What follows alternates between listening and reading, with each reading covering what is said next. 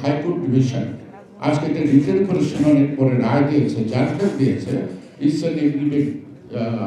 Election under the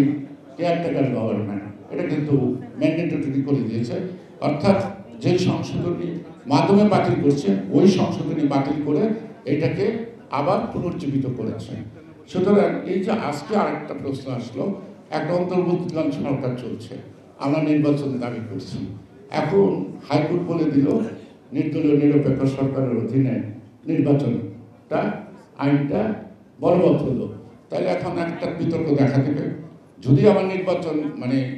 তত্ত্বাবধায়ক সরকারের অধীনে নির্বাচনের বিল যদি কনস্টিটিউশনালি হয়, তাহলে why I should wait for the অন্তর্বর্তীকালীন সরকার, তারা কবে নির্বাচন দেবে, কি নির্বাচন দেবে না, এখানেও কিন্তু একটা ডিবেট হতে বাধ্য। কারণ এখানে একটা আইন দুইভাবে চলতে পারবে না, এই হাসিনার বেলা একভাবে চলবে,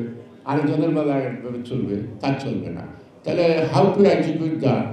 এই system caretaker government as per the judgement from the high court, এটাও কিন্তু বিশেষজ্ঞ কনস্টিটিউশনের যারা বিশেষজ্ঞ আছে,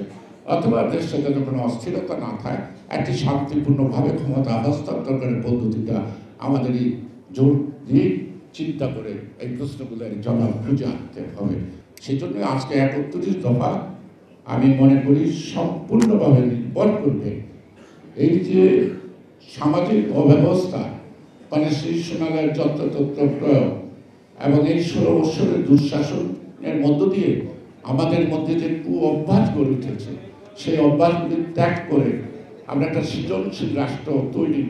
আগামী দিন আমাদের প্রজন্মের জন্য একটি সুন্দর দেশ উপহার দেওয়ার জন্য বিএনপির এই প্রয়াস এবং আমাদের নেতা জনাব তারেক রহমানের প্রয়াস, এই প্রয়াসটা কিন্তু সফল ওনারা একার উপরে নির্ভর করবে না। Is an everybody we should cooperate him, এবং ফার্স্ট অফ অল মেন্টালি